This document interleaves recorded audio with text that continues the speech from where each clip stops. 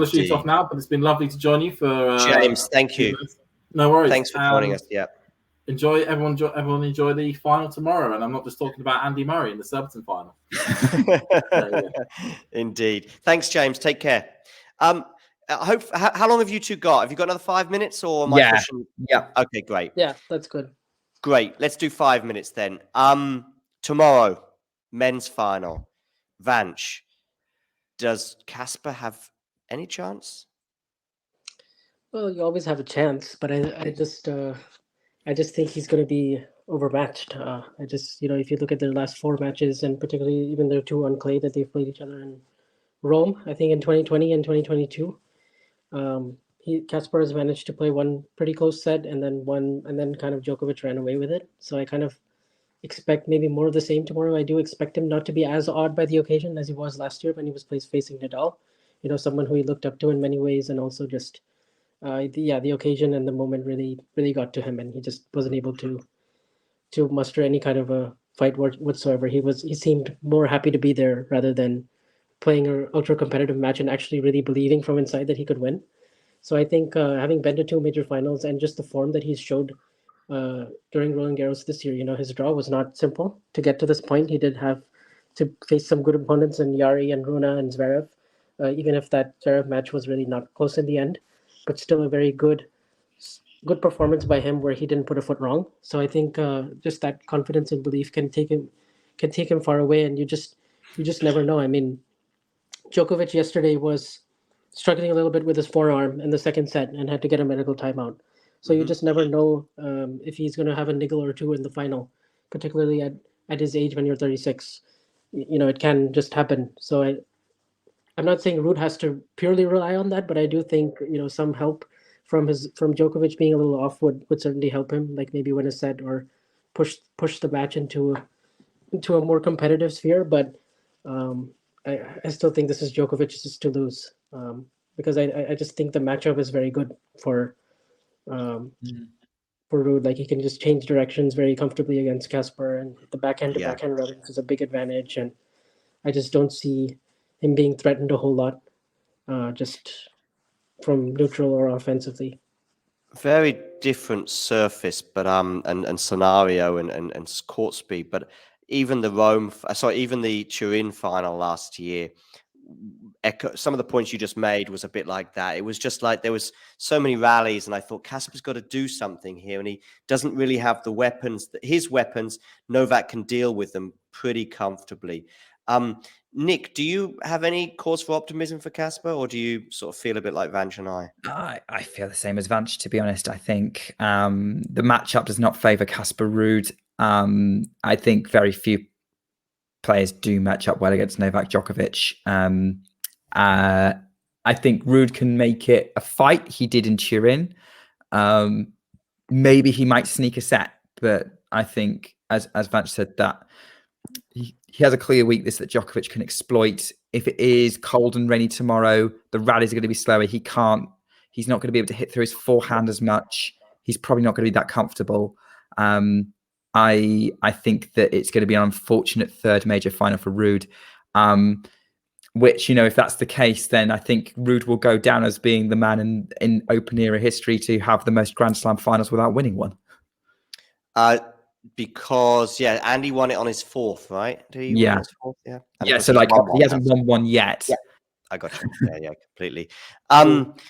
What could go wrong then for Novak tomorrow, Vanch? I guess that's kind of what we're sort of looking at if there is going to be a Casper Ruud victory.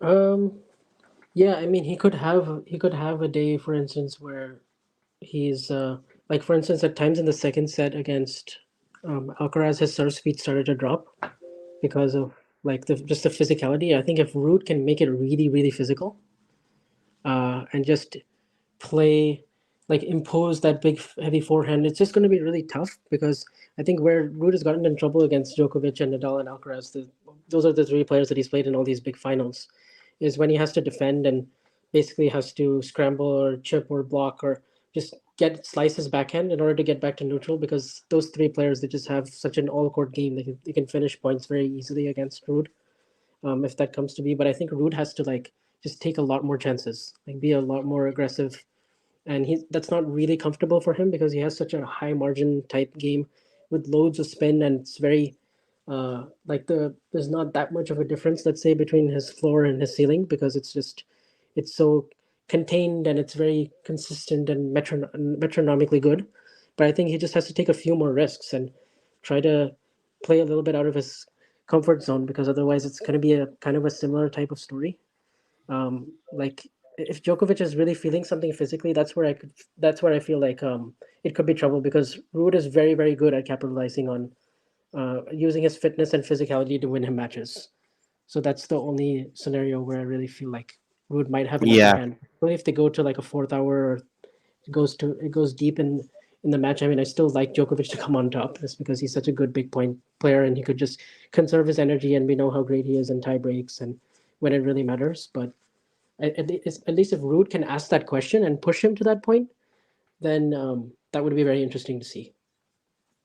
Yeah, I agree. I mean, at least it's not, as you say, Rafa, Roland Garros first French Open final, and I don't just mean Rafa's obviously unbelievable record in Paris, but also because of that dynamic between him and Casper. And it's Casper's now in his third final, so he's not somebody. I think he maybe was a bit overawed in Paris, but he wasn't overawed at all in New York, where it was super competitive for 3 sets.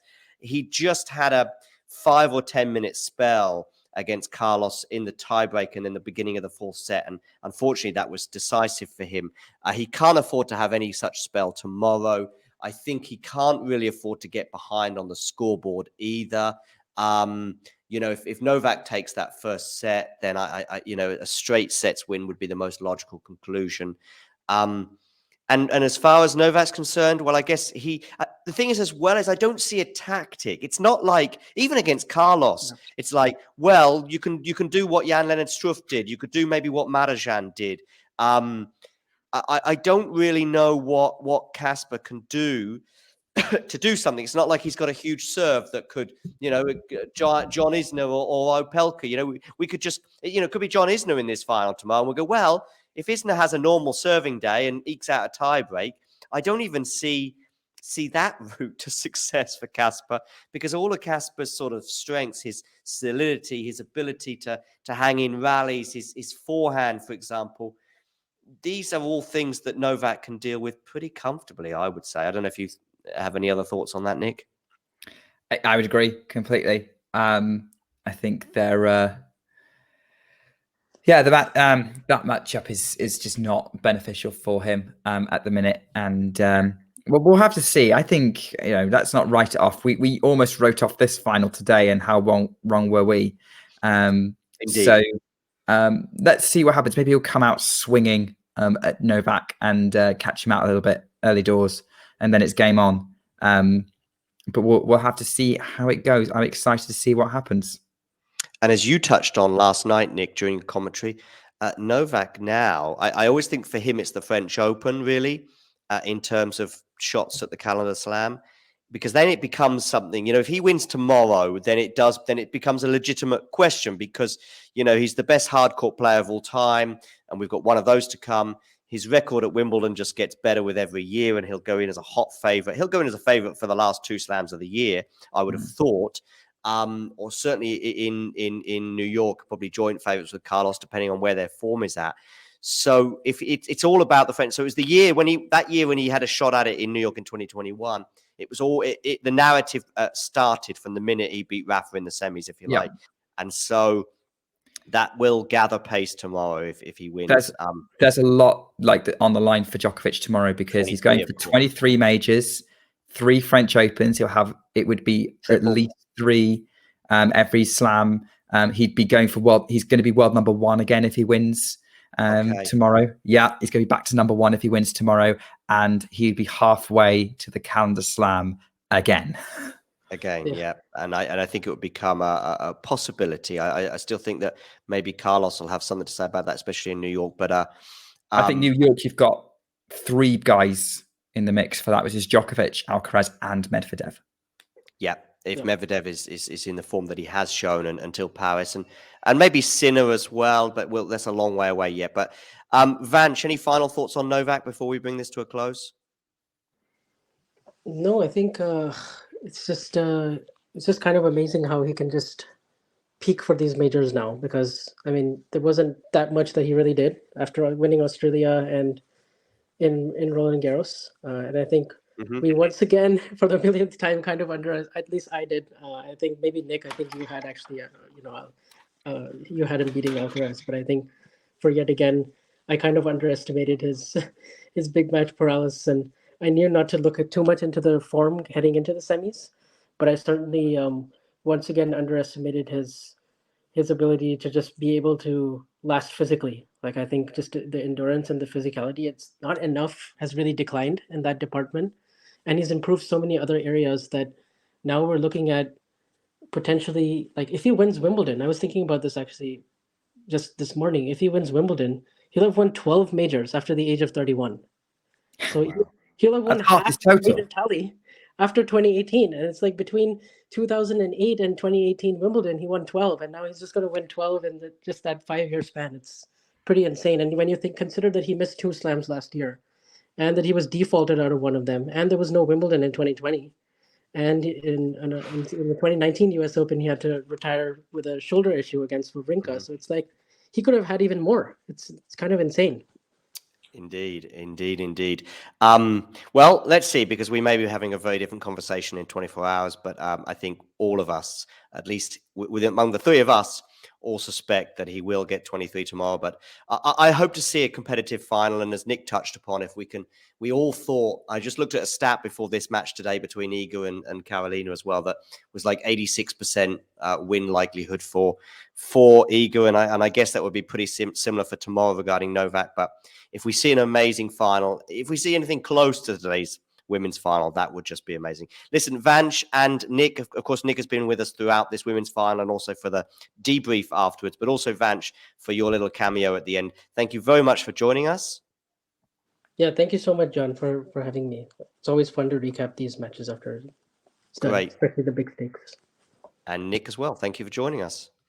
Thank you for having me on. I hope I did it justice. You sure did. And of course, we'll be seeing Nick again on Monday for the WTA Weekly show, which will be returning. We'll also have the ATP Weekly back on Monday as well, which will continue throughout the grass court season. And to the rest of you, make sure you hit the like button. Make sure you subscribe. You're going to get a reminder to do that as well in a second. And thank you, Talking Tennis World, for stopping by. I couldn't deliver that closure anywhere near as well as what Nick always does it. I sort of fumbled over my words, so I'm just going to stop talking. If you enjoyed this video, make sure you hit that like button. Don't forget to subscribe and click that notification bell so you don't miss out on all things tennis.